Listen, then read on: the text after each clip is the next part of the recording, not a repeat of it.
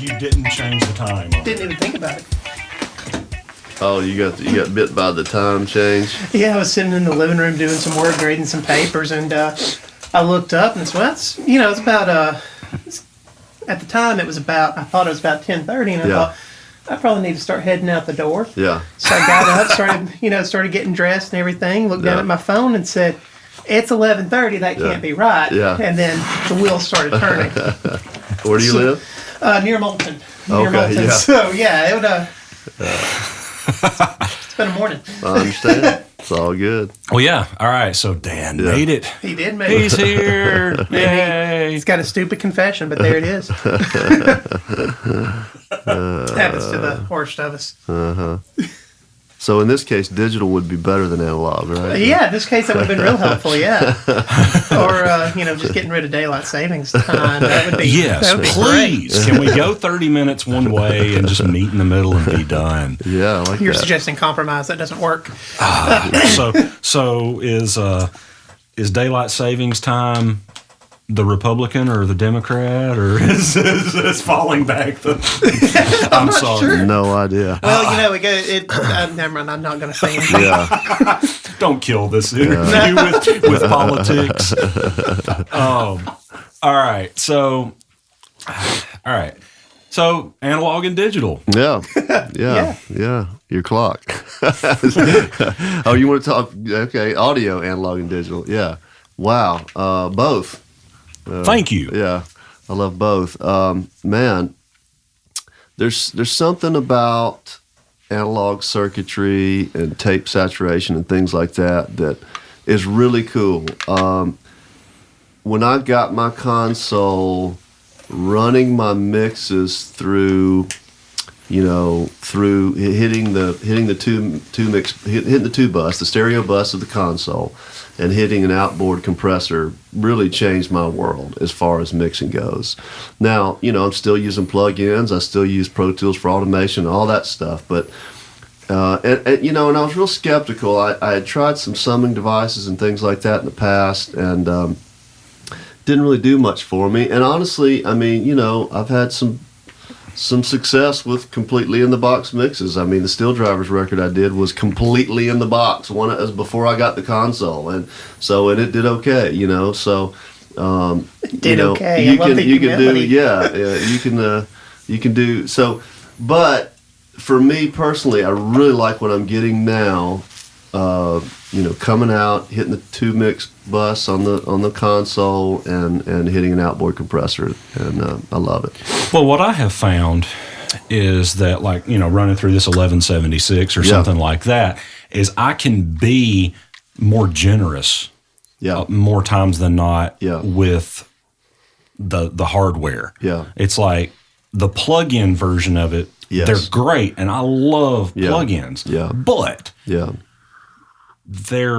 there's a certain point at which they just they're not reacting quite right. Yeah. I don't know how to describe it, but there's a certain point, to me, to my ear anyway, where it sounds like a plug-in versus they're indistinguishable to a degree. Sure. And then they hit a threshold, and it's like I can compress more, I guess is a simpler way to put it, with a hardware compressor than I can with a plug-in. Yeah, I totally get that. And it's like it's got some headroom, and it's not. Well, it's running through electronics. That's the thing. It's the electronics and what those electronics do to sound. And, people talk about tape sounding warm. Well, it's the distortion and the saturation. Well, that, and it rolls off the high end. Yeah, and it's the imperfect nature of it, that it's something also physically moving. Yeah. Well, what do you think about, and this is, I guess, a question for both of you. I'm not really on the production side of things very much, but so... Bassist. Horn player. Well, I was going to ask, how much of all of this is lost whenever people are, primarily listening to music, streaming it through their phones on $10 earbuds? Yeah, that's a good question, man. It's a valid question, and it goes even deeper than that. As far as, the casual listener. Would the casual listener even know on a good sound system? If you played them, one mixed through. I don't know. And, well, I think My take on that, and I think everybody in this room will agree. I say that like there's a crowd of people. There's three of us. But people perform different. Yeah. If you've got a console, or if you've got a tape machine, or whatever, they perform different. It's like if I put up something that looks expensive for a singer to sing through, the dollars are on the mic stand in their mind, and their confidence is boosted. So it's a mental thing. And they do perform better. I think it's more the performance side of things than it is the actual gear, sound, the sonic aspect of it. It does have a sonic character, yes. We know that. Yeah. But I think the performance you get out of that, like these cats in Muscle Shoals, even though we're recording on Pro Tools 99% of the time, a lot of these guys are older and grew up recording on tape. So they've got 24 tracks. They work within limitations, which in my opinion aids to creativity, because you kind of have to make a decision, like that's the snare sound, let's go. And they physically play music together as if the whole band's going to have to punch in as opposed to one person. It's like it's a different mindset. We're together. You know. I think, man, it comes down to the same thing it came down to back in the day, is you got to do the best you can with what you got to work with. Exactly. And that's just what it comes down to, because, people say, tape and vinyl records and all that stuff. Dude, I can play you a bunch of stuff that was cut on tape that sounds terrible. It sounds small and thin I listened and bright, I listened to an interview with George Massenburg, who, if you don't know who George Massenburg is, again, shame on you, because he's the guy who invented parametric EQ. I don't even know what that is. I'm staring at you right now. Okay. The main EQ we use now, basically. He was such an innovator and great engineer. He hates tape. A lot of tape. A lot of the Walt Aldridge hates. A lot of the guys. Al Schmidt. Capitol. He's the man. A lot of the guys that actually had to deal with it every day and set up the tape machine and clean the tape heads and splice the tape and all that stuff. Well, if you can get the musicians in the room. Playing music, the earlier you can get that happening, the better. Like if they're having to stand around and wait, the mood starts dropping. And it's a very palpable feeling. You can tell. It's like, we better push record soon, or we're fixing to lose this session. My perfect scenario, my perfect way to work in a perfect world that I've only done once would be. And I stole this from, I think it was Eric Valentine. I saw an interview with him. And I've done so many records where we cut to tape, dumped to Pro Tools, and finished it. But really the reverse works the best. Cut to Pro Tools, use all the things that Pro Tools is great for, the quickness of playlists and editing and comping and fixing. Get everything just like you want it, dump it to tape, and mix off tape. I did one record that way. Rob Aldridge and the Proponents. We did a I don't know if it's an EP or a full record. I think this was a full record. It was like 9 songs. And man, it sounds good. And we mixed it old school where everybody had a fader and everything. Hey, turn this knob when it gets to the chorus and do this, and it was so much fun. Well, the mix is a performance at that point. The mix becomes a performance. You got everything that's coming off the tape is what you're mixing. You don't have any extra tracks. You don't have any extra. You've made all those decisions. It's just what's coming off the tape. There you go. And it's really cool. I wish I had automation on my board, because if I did, I would do that more. I don't think this one doesn't have automation, but whatever. Okay, so I'm kind of reminded of what you just said. I'm kind of reminded about Brian Wilson talking about using the studio as an instrument. Sure. Playing the mix, playing all of that as being as important as the actual musical performance itself. Of course, I was thinking he was talking about some of the strange or revolutionary things they were doing when they cut. The song with the theremin. Pet sounds, yeah. Well, it would have been, Pet Sounds, and then the single after that was on Smile. Talking to the microphone. Oh, man, I can't believe I've forgotten this song right now. Oh, God, this is the kind of day it's going to be. Good Vibrations. Oh, Good Vibrations, yeah. Take Me Out and Stone Me. Yeah. But I mean, it's a performance. And, it's kind of hard to perform with a mouse on a computer. Man, I that's tell really, you, I'm so sick of a mouse right now. And for so many reasons. One is I have pain in my shoulder and my arm. And you use a rollerball, though, don't you? Yeah, I do. But I've tried everything, man. And that helps me. Yeah. Like, because my wrist, it was like doing this motion for 6 hours. Yeah.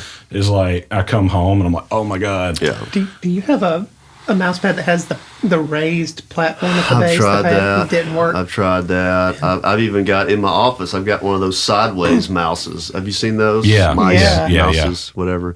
Tried that. I've tried everything, man. But I don't know. Anytime I have to do a lot of editing and a lot of work on a mouse, my arm I feel like I've thrown 100 baseballs, and I hate it so much. Well, let me ask you, I know, Dan, you mentioned before you got here, so I want you to ask all the questions you want to ask, but you mentioned something about wanting to talk about the Still Drivers record that won the Grammy. Yeah. Congratulations, by the way. Thank you.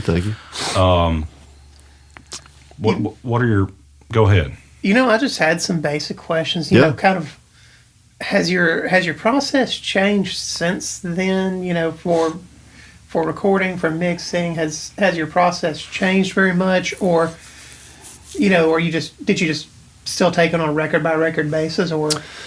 Yeah, the process, I wouldn't say the process has changed. Well, that was before you got the console. Yeah, I would say that's the biggest process change is I got the console, the analog console. And so my process has changed in that regard, yes. But I guess the biggest thing that's changed since that record winning the Grammy is that, when you're coming up in this business and you're trying to make a name for yourself, you have to take what you can get, and you make deals with everybody, and you just get what you can get and do what you can do to survive and build a name for yourself. Since then, I do that less. I just say, this is my price, this is my rate. Yeah. No haggling. If you don't, if that doesn't work for you, I'm sorry. There's other options. The work will come, right? Yeah. So you have a little bit of peace of mind now, right? Well, I guess. I mean, it could still all end tomorrow, but I just at this point, I know how much work I'm going to put into a project, and I've got to be making a certain amount of money, or it's not worth it, because it is my business. It's how I pay the bills for me and my wife and my son. So people don't get that. I don't think at least lay people don't understand. Right. It's a business. Or maybe not. They don't see it as a business. They say, oh, it's like that Dire Straits song, "Money for Nothing." They don't think it's work, and we're just out here having fun. And right. Well, it's definitely work we enjoy, but it's work. It's work, especially if you get into comping vocals and tuning and all that kind of stuff. There's a lot of stuff like that. Yes. Which that leads me to a question, because I'm about to get to this point with myself where I'm like, holy crap! If I just simply had somebody to help me just get my template going, and or to do minor edits, an assistant type. I mean, what? I mean, I know Cody does a lot of tracking and is excellent. Yes. He's amazing. Yeah. But what are you able, if anything, to offload to, say, an assistant or whatever? I had gotten to the point where he was setting up mixes for me. He would route everything. He would clean up the toms, clean up the edits, get everything ready to go. And we were doing that process quite a bit. But Cody was employed by me for 3 or 4 years, and then we'd always talked about the possibility. I gave him 2 options in the beginning. I said, I can pay you hourly and guarantee you a certain amount of hours per week. Right. And you can be my employee, or you can be contract labor, and you'll make more per session, but there's no guarantee. There may be a week or 2 that goes by and I don't even call you, So he chose the steady option in the beginning, but then he started getting busy touring with Dylan LeBlanc and doing some other things. And so our relationship has changed now where I'm just calling him on an as-needed basis. Right. So, and I'm experiencing that right now. I'm mixing a couple things right now where I'm thinking, man, I wish I had somebody to set all this stuff up for me. So, yeah. Hey, hit me up, for real. Yeah. I do need that because, like I said, if I get into all the editing and cleaning up, I've just lost my creative vibe. Well, that I need to have. To me, that's kind of why I ask that, is once you listen to a song for so many times, especially if you're having to do things like vocal tuning, like I tuned a xylophone and whistling the other day. I've tuned a church bell recently, which is cool. Which is not an easy task because it's got a crap ton of overtones. For whom did you tune the bell? but it ended up not even being used in the mix. But anyway, I digress. But just because it was a better production idea to push mute. But sometimes that's the case.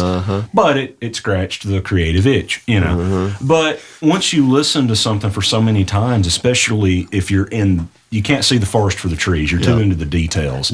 And I long for the day where I can just go up and do instinctive.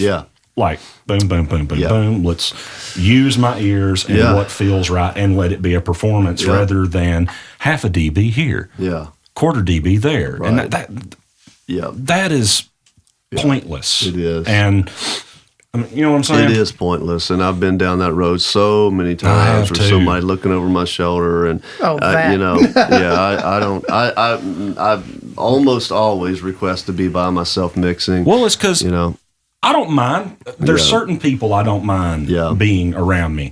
But I've had private conversations with them and say, look, you have to understand, I will be antisocial. Not intentionally. But I will end up in my own world. I don't want you to feel like I'm being rude. And so that goes on in my head. Like, dude, I had that conversation with my wife. Well, I mean, you have to. It's like, well, and my wife is like, she's an author and editor. So, so she had that conversation with you. Yes. Well, seriously, like first few years and we were married, is that, I mean, I had to realize, you've been writing today. Because her heads are in a different world. Her head is, in the characters and that type of thing. Just like, I'm ultra focused and in this mix and or my head is split like I should strike up conversation with this guy and not be rude by not talking to them. They've been here for an hour and a half and I haven't said a word, know. But I feel like they should understand. They do. But in my head, more times than not, people do understand. But in my head, my focus is split.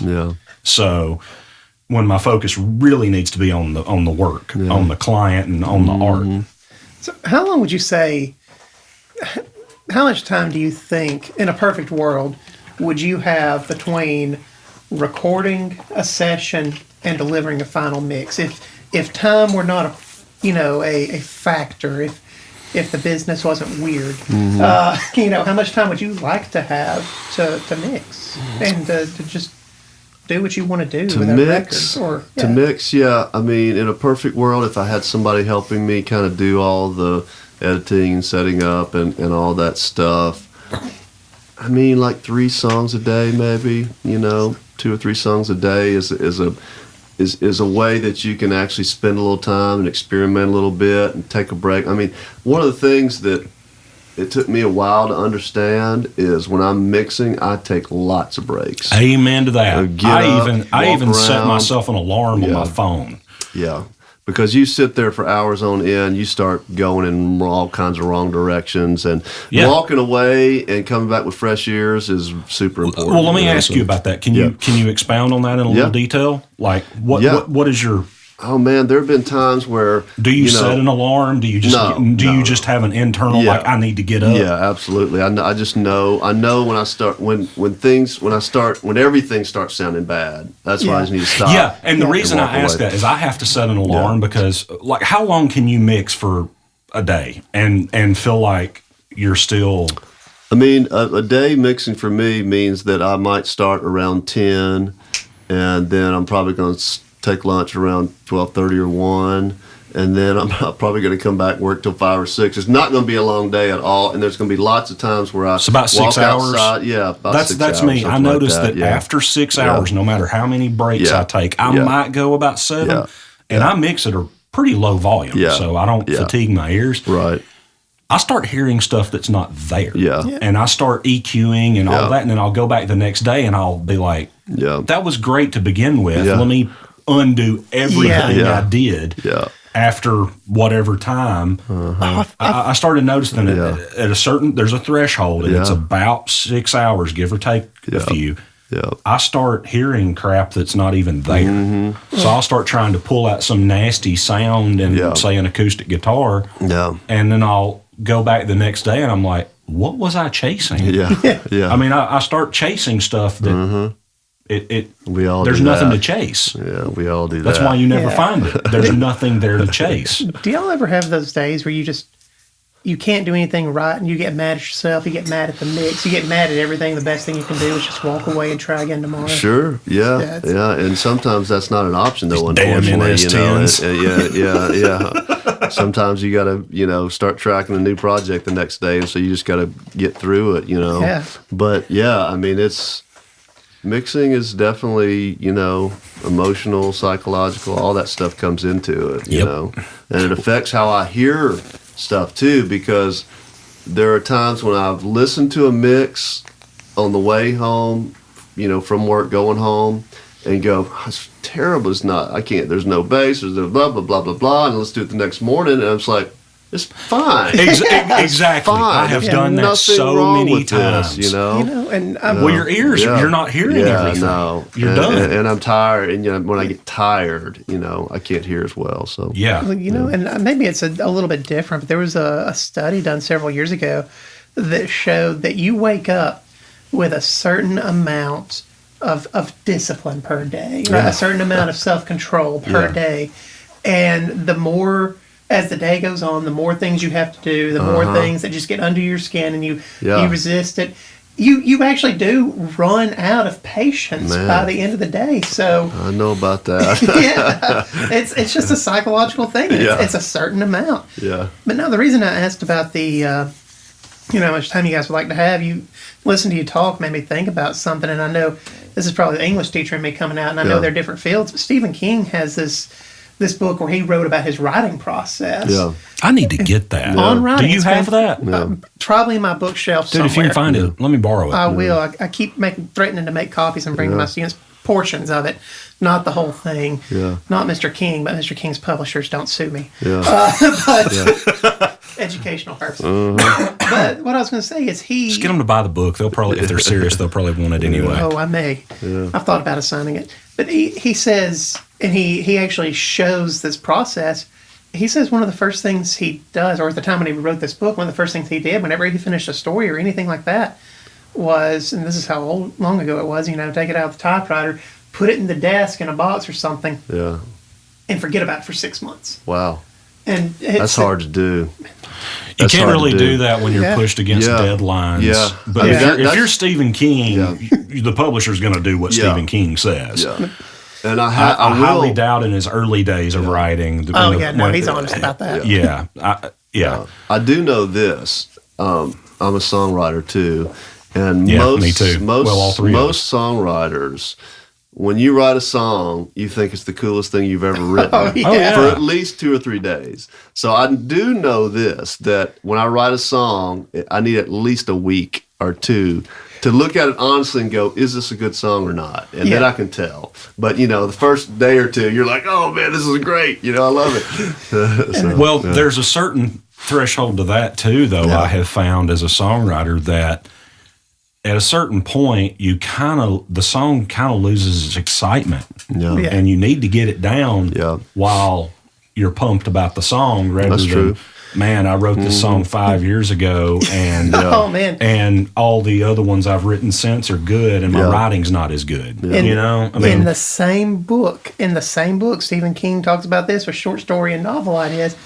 He says that if you have the idea, if you start writing it, or if you do write it, and then you put it somewhere and you just forget about it and never think of it again, it probably wasn't a good one. Yeah. But if you keep, weeks down the road, it won't leave you alone. Yeah. I read an article the other day that was Yeah. like Paul McCartney and John Lennon were the same way. I believe it. About their writing, that if they didn't remember it, then it wasn't worth remembering. Yeah. Well, I just don't have that good of a memory. Yeah. So it's not that it's not a good idea. It's that I don't remember stuff well. Somebody just the other day, I'm trying to think who it was, what context it was, if it was a documentary or what, but there was some famous songwriter that said he never wrote down a lyric for that reason. It's like, if I don't remember it, it's not any good. I wish I could remember who that was, because I was like, what? That's crazy. I guess the direct Not Bob opposite Dylan, of that. was it? I think I've read somewhere where somebody like that. I don't know. Anyway, maybe so, because I did just read his book Chronicles. Oh, did you? Yeah, and that's amazing. Okay, He's a fascinating guy. That is a great book, man. I did not want that book to end, because he wrote it himself, and it's so, a lot of it is set with a young Bob Dylan in New York City. Please tell me he did an audio book. I don't with know. him reading it. I'm sorry. Yeah. I'm a huge Bob Dylan. Yeah, I know. I thought you were apologizing for asking for that. Yeah. Yeah. It's a great book. Awesome. I did not want it to end, because it was just like, wow. Oh, It might be. another book I recommend is Al Schmidt's book. Okay. What's it called? I don't even remember. It's Al Schmidt. Yeah, I'll check that out. That and Bruce Sweetian's, or Sweet, however you say it, in the studio with Michael Jackson. I've read most of that one. That's a good one, especially when he talks about Duke Ellington. Man, I and all didn't that know. stuff. I just watched the Two Killings of Sam. Oh, Sam I haven't Cooke. seen that on Al Netflix. Schmidt's on that. I didn't know really? that. I didn't know that Al worked with Sam Cooke. Man. Al's a sweet guy, Yeah. a little tiny man. I met him at the Pensado Awards. Yeah. Dave and I are friends, and he's a mentor of mine. And he hit me up. It tripped me out. He actually sent me a friend request on Facebook. Al Schmidt? Yeah, and I'm Wow. like, this is really weird. Started following me on Instagram. And I don't know if Dave talked to him or what. But I don't know. Anyway, so I messaged him. I was like, hey, man, thanks for the friend request, and would love to. I actually sent it to a couple engineer friends. I was like, hey, do you think this is a real thing, Right. Because usually it's me sending them a request. And trying to connect with people, right? And it was like, yeah, this is legit. And since then, we met and we talked. And That's cool. Little tiny man, he's such a sweet guy, too. That's and I've cool. been able to, he's been gracious to me to let him, me pick his brain on how and why he uses echo chambers. And the guy never uses EQ. Really? Right. I need to let you borrow this DVD I've got. Please. Or you may even want to buy it. The one that's The Art of the Big Band. Okay. Recording a big band. Yeah. He just uses the right microphones and puts them in the right. I get that in big band, But and classical music in general, stuff. But in general, he just doesn't. Very. He will occasionally if it's something someone else has tracked. Yeah. But he just doesn't use EQ. He came from the days where if you put in the EQ on the console, it affected everything on the console instead of each channel. So they just had to figure it out. Huh. And that's cool. Yeah, that's a trip. You need to watch that. That's a really cool. I'd love to. Cool video. I'll get it and I'll let you borrow that if you want it. You may, like I said, want to buy it anyway. Well, I'm not a super technical guy, so I can't back this statement up with a lot of facts. But they say essentially when you're EQing, you're introducing some amount of phase shift into the signal. So, I get that. Yeah, maybe I'll quit using EQ.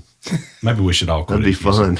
Yeah, it'd be fun. It would be fun to really try to do a session with no EQ. Yeah, it's just really about would. choosing the right mic and the right distance. I'm supposed to this Friday and Saturday help at Noise Block the UNA students on a big band jazz session. So yeah, when I've I may try to do that. When I've done stuff when I've done jazz stuff, I've go for a very minimal approach, and that works great. Well, it's the style. I mean, that, and you've got some of the best players with some of the best instruments. It's kind of like when I've recorded bluegrassers. You know, those guys. You know, one guy, he had like a 1920s Martin or some crap like that. It was like, oh my God, this guitar sounds great. I literally can do nothing to it to make it sound any better. So there's the mic, and let's go. Do you know my bass head has 3 different EQ settings on it? Clean, dirty, and back of room. It has a separate EQ for the back of room versus front of the the front of the stage. That's interesting. It's irritating. Yeah, they put right? too many features on gear these days. Yeah, I think so. You get like, you know, what it's do you call there. it? I'm supposed to use it. Yeah, I mean, it's too many choices. I hate that, man. Yeah, I hate that. Well, that's why I never really got good at auto tune. I love Melodyne for tuning, because auto tune, unless you're using it for the effect, then that's a thing. Yeah. But it's got so many controls. I feel like I should use them. Yeah. But I have no idea what to do with them. And that's why. And I've watched dozens of YouTube tutorials and have had friends show me, and I'm like, I see what you're doing. It's not clicking with me. That's why gear like an LA2A is so beautiful. 2 knobs. 2 knobs. Done. And it's one of the best sounding compressor livers on the planet. Yeah. And it's beautiful. And I love that, you know? Yeah. Yeah. So. Well, it's right at about 1 o'clock. Okay. So we need to start wrapping this up. I do have a list of a couple questions I would love to ask. Go for it. Yeah, I'm good. So as far as your influences, like, or heroes, or people that you've worked with, or people that mentored you, or who are some of those people? Okay. Well, you know, we talked about Don Strigley. He was a early influence, taught me a lot. And when I started learning how to mix, you know, that was my goal, is to try to mix as good as Don Strigley, because at the time that's a lofty goal. It is. He was the guy that was getting all the mix work, and I wanted to do that. And what I found out, like we were talking about earlier, is no matter how much I tried to sound like a Don mix, it never came out that way. It always came out as a Jimmy mix, and so you know, which is better. Yeah, well, because that's not that your mix is better than Don's or Don's is better than yours, but one really good piece of advice that was given to me by Dave Pensato. He's like, look, and he actually mentioned you. I was at a workshop and I love that look. Yeah, seriously. I got to know him, did a week-long workshop at Blackbird. We were in D like 3-4 years ago. And he was like, look, no one's going to pay you to sound like Jimmy Nutt. Yeah. He said they're going to hire Jimmy Nutt. Yeah. So he knew who you, I mean, but he's like, they're not going to pay you to sound like a less than someone else. Yeah, you don't want to be great value of something else, right? I mean, you've got Pepsi versus Coke, but Pepsi would not be Pepsi if it were just great value, you know, caramel soda. Right, exactly. And no one can do the Jimmy Nutt thing better than Jimmy Nutt, you know, and... it took me a while. It took me a while to realize that too. Yeah, because there's a certain level of confidence that you have to build up, because you know they're not gonna. He's like, dude, you're not gonna get hired. Yeah, they're just gonna hire that guy because if you don't carve your own lane, and Ross Hogarth told me this too. He's like, dude, you've got to carve your own lane. Yeah, and he's like, look, I mean, He actually, I need to hit him up. He agreed to an interview on the podcast too, and he said he wanted to come down to the Shoals at some point and work at your place. Yeah, I met him once. I can't remember the circumstance, but yeah, it was really cool. He's done some cool stuff. He worked with REM. I was a huge REM fan. Yeah. Wait, which era of REM? Or do you care? God. No, it was a later album that he did, but I'm trying to remember which one. REM fanatic. I'll get that information to you. It was one of the later one. It might have been Document. Oh my Jesus Lord! I will have to look that up. Ross Hogarth, right? He also worked with Van Halen. Yeah, he worked with Van Halen. The Wiggles. Yeah, but he did an REM record. Yeah, because I geeked out on that for sure. You know, and it's funny you mentioned that. There's a gentleman who he's working at they've started a small kind of community collective, and part of that's a studio in Montgomery called the Sanctuary. And there's a gentleman working there, heading their studio, that he didn't produce, but he engineered one of the mid '90s ones. I think it was the one after Monster. I've lost track in that time period. Yeah, I can see the album cover. Is it New Adventures in Hi-Fi? I think so. Well, it's the one that no, it was Up. The Atomic. He did Up. Yeah. Okay. Yeah. Yeah, I wouldn't listen to REM at that time. I was early, Well, Murmur musical and all the influences. real early stuff, man. So where do you fall off around Green, Green? probably Green. That's fine. Green yeah. was probably the REM record that I really was into. I've been fighting with myself. New Way got a really early pressing and in pretty good shape of Fables of the Reconstruction. I love Fables of Reconstruction. And I was looking at it. You ever listen to Dead Letter Office? Yes. That's a cool one, too. Oh, man. My pride and joy is I have an original pressing of Chronic Town, that EP they cut Chronic before. Town. Yeah, it was the one, it was the first EP. Oh, okay, wow. It's not So necessarily. that was before Murmur, huh? Yeah. Okay, cool. It's not necessarily good, but I love it. Yeah. I like all things Michael Stipe. Yeah. Well, musical influences. I mean, we can't not mention the Beatles. The Beatles. I mean, they're huge. Yeah. You've got Beatles this and that photos and little figurines all over your studio. I mean, they're just. I don't know, man. I mean, I will put Abbey Road up against anything, anywhere, anytime, as far as sound and production. I mean, you're not wrong. Yeah. I mean, they just.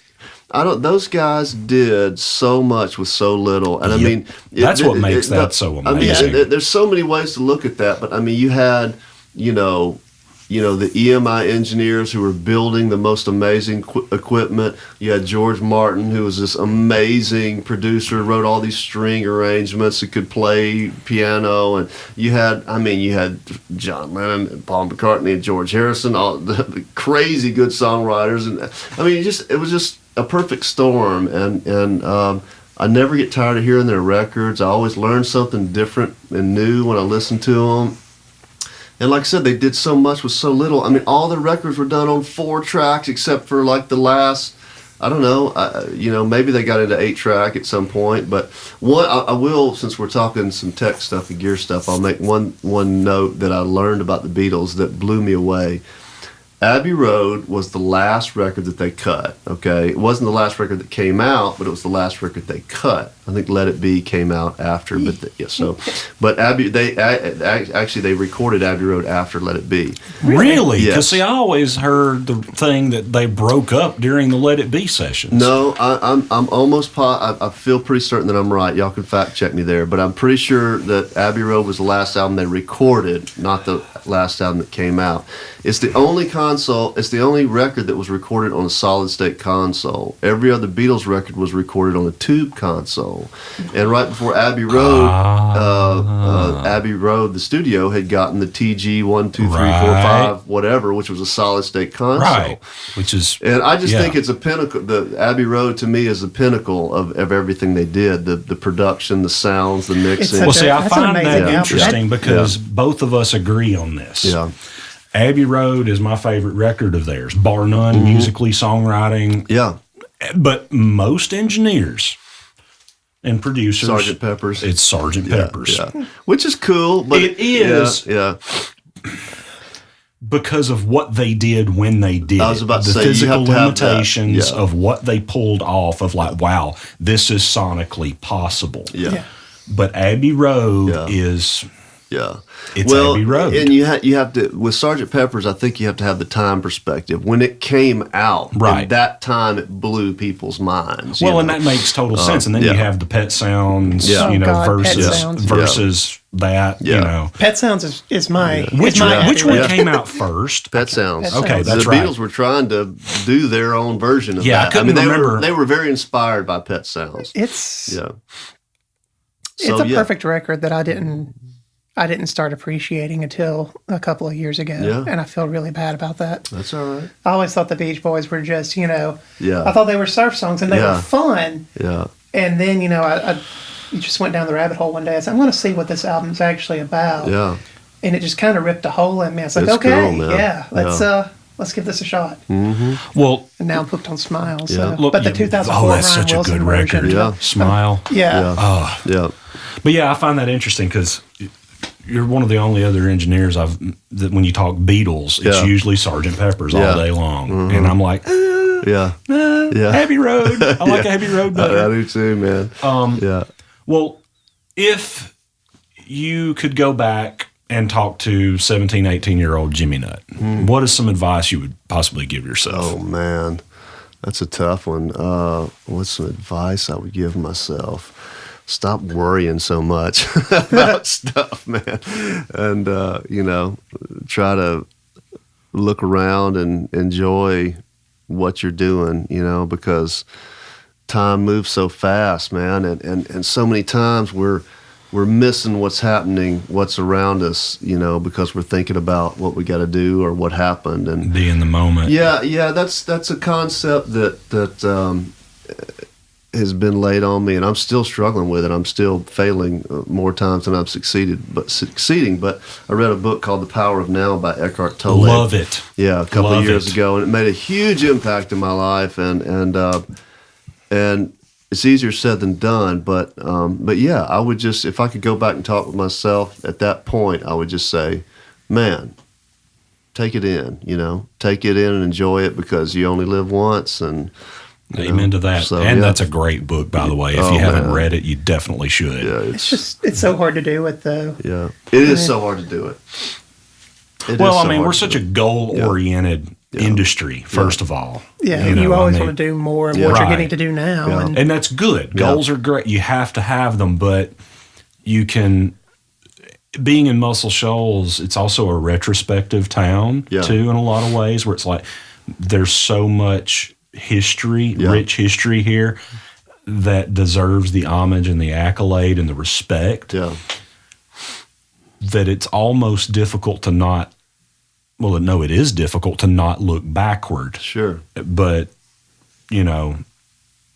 also it can be a little difficult to not look too far forward, too, and not be in the moment. Yeah.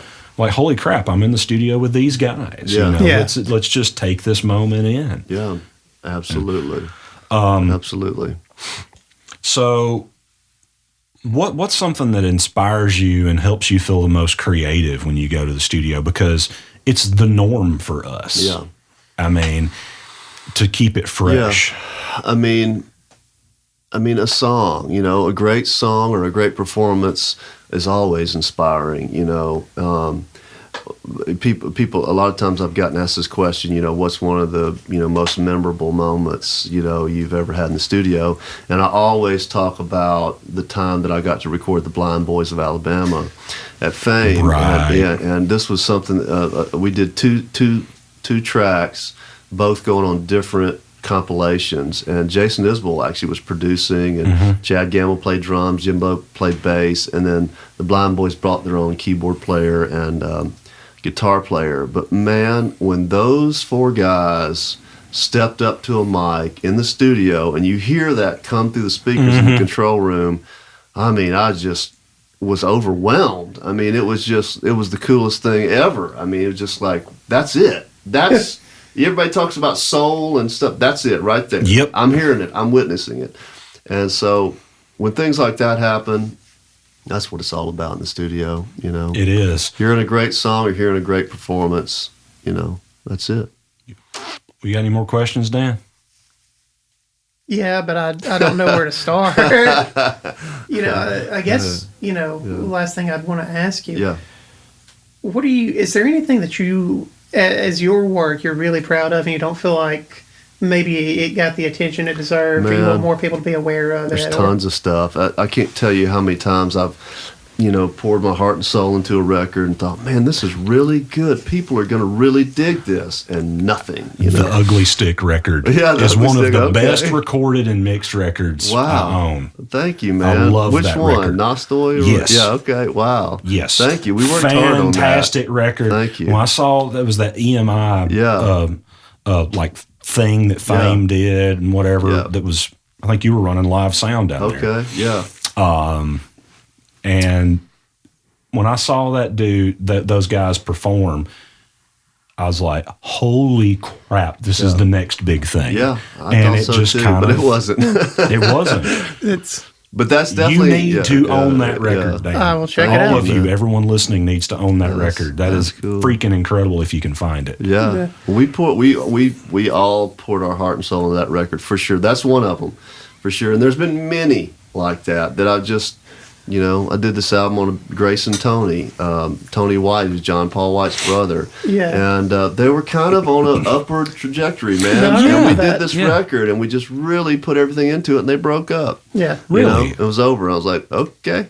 And well, and that happens, man. I mean, that's just part of it. Yeah. Well, I mean, I did a record on a guy named Brandon Wide that I'm really proud of that is not really doing anything right now. But, man, that's just part of the game. I mean, there's so much that goes into it, and I'm learning more and more this elusive timing. Yes. And just the right thing hitting at the right time, landing in the right person's lap. I mean, and you can't, that's something you can't control. It's lightning in a bottle. It is. And that's so terrifying, you know.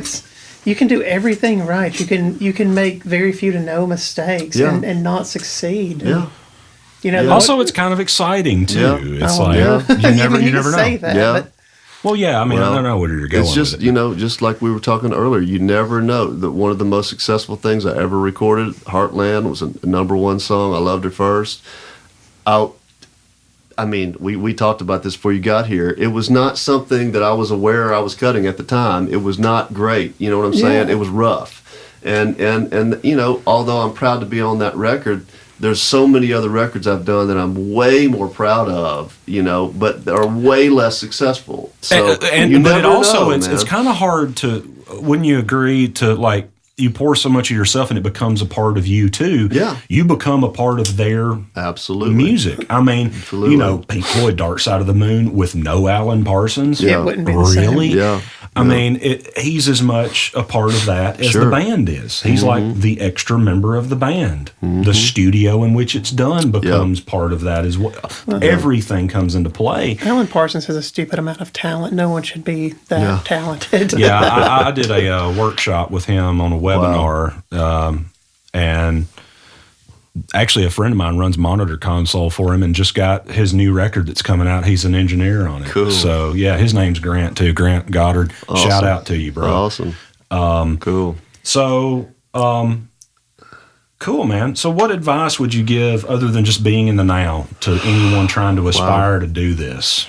As an engineer or producer or just... okay. Because, I mean, we all wear many hats. Yeah. Like, the lines are blurred between producer, engineer, musician, this and that. You just do what you have to do. Yeah, you know, when I was coming up, there were no schools to go to learn engineering. You know, that wasn't available. So now you've got, you know, Full Sail, and you've got, you know, UNA, and you've got Blackbird. You got places you can go and learn the trade. And I've seen that work for some people, and I've seen it not work for some people.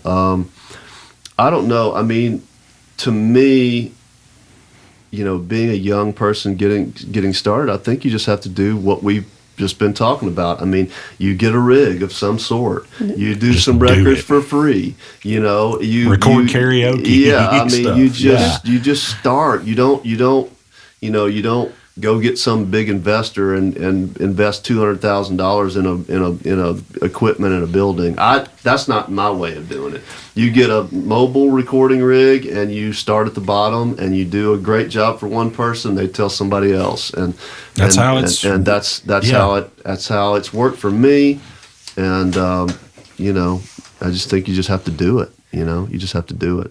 And I know you guys are talking about production, but I always think about something Dave Grohl said. You know, he was asked kind of a similar question, and his response was, you know, how do you start a band? How do you become this world famous musician like Dave Grohl? Yeah. And his answer was, you get a bunch of buddies in the garage with your, you know, your cheap equipment that you can afford, and you suck. Yeah. And you suck and you suck and you suck. Then eventually, maybe you don't suck as much, and next thing you know, you're Nirvana. Maybe. That's right. Well, it's like Joe Walsh said, you know, one of the worst things that a band can do is stay in their mom's basement or bedroom and be awesome for each other and a few buddies. Yeah. You need to go play out a show and suck and learn how not to and learn how to work your song with a crowd and all of that. So, and one other thing I'll add in there is, don't be scared to, if we're talking about advice to young people, don't be scared to put yourself in a situation you're not fully ready for. You know, you have to be thrown into the fire a little bit, you know. I mean, one of the first records I did at Fame was the Decoys. So I was working with. You did that record? Yeah. Oh, Shot from the Shot from the Saddle. Man, And what a good record. Buddy, I have no idea how that sounds, because I agree. I think it's a great record, but I don't know how, because I barely knew what I was doing. I'll tell you, were you the primary engineer? Oh, yeah. I recorded all of it. Well, I'll tell you how. Yeah. You were recording some of the best musicians in that's the world, true. and it's That's that true. simple. I mean, you put That's a mic true. on it and go. And I'll tell you this, at that time, Kelvin Holly was into his Line 6 pod. Oh, and yeah. a lot of those guitars Yeah. are just right out of his Line 6 pod. Really? Oh, yeah. Yeah. Because I always think of those things as being, man, I had one for my bass. They're cool. And I could Yeah. not have thrown it farther if Yeah. He made it sound good. Dude, I wish I still had my old he one. made it I've sound got good. the floorboard Yeah. thing. Are you talking about like the bean? The bean. Yeah, the little bean. I He had sold the mine bean, for the like big bean. Yeah, You know, it was a I sold big- mine for like $50 or $75. I actually need to get another Yeah. one. Somebody- The old one, though. Somebody's Yeah. selling an old one on Facebook Marketplace Are right they? now. I may hop on there and the, get it. The Yeah. ugly ass red bean. Yeah. Yeah. Yeah. Well, what I remember talking to Ben Tanner one day, we were down, I think Gary Nichols was in B at Fame Yeah. and doing a demo or something. And, you get a Music Man and Fender and, really cool vintage amps. And it was when they had the AMAC console Yeah. in B. That's what I used. And what I would do I was like, with it. why have you got this when you've got all that out there? And Ben's answer was, it sounds different. Yeah. Yeah. And I'm like, oh, Yeah. duh. Yeah. It's different. Yeah. Yeah. A couple questions, Yeah. and one I meant to ask earlier, Yeah. and we'll wrap up because I know you've Yeah. got to leave, and I don't want to take too much of your time. You've been more than gracious, and we've gone over thank what you we so intended. much. Sure, man. Sure. Mixing versus tracking. Do you prefer to not mix or to mix something you've tracked? Oh, I don't care. I'm completely happy mixing something I've tracked. No problem. I don't care either way, Yeah. but the reason I ask that is I've heard Yeah. a lot of engineers say, don't mix something you've tracked, or they don't because I don't know why. I don't get that. I've heard that too, but I don't really get that.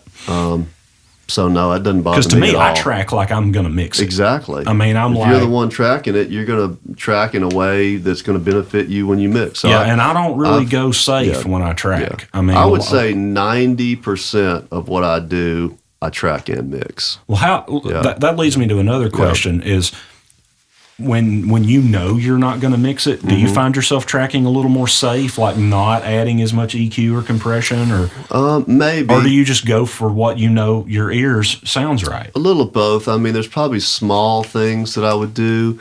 I might give a few more options, whereas, like let's say we're going to, try a, distorted vocal or something like that. I would make sure that there You was got an a clean option, one, too. of a clean or something like that. So yeah, I mean, you leave it open for decisions to be made down the line. Right. Well, the reason I ask that, I mean, I guess that depends if you know who the mix engineer is going to be, and you have a relationship, or you recognize their work and what that person likes. Also, I mean, if you don't know who it's going to be, but yeah. You got anything else, Dan? No, I'm just so grateful you came. Yeah, thank you so much. My pleasure. It's been a fun time. Yeah, my pleasure, man. My pleasure. So how can people learn more about you? How can they get in contact with you if they want to work with you? Yeah, I mean, I Jimmy guess the Nutt? easiest way is the nutthouse.com. Right, and your email and all that information. T's. Well, it's the nutthouse 2T's.com, and then, there's a contact form on there that you fill out. Right. It comes to my email. I'll put it in the show notes when we post it on Yeah. the Yeah, that'd probably be the best way. Yeah. Cool. Yeah. All right. Well, thank you very much, All man. right. My Appreciate pleasure. it. Thank y'all.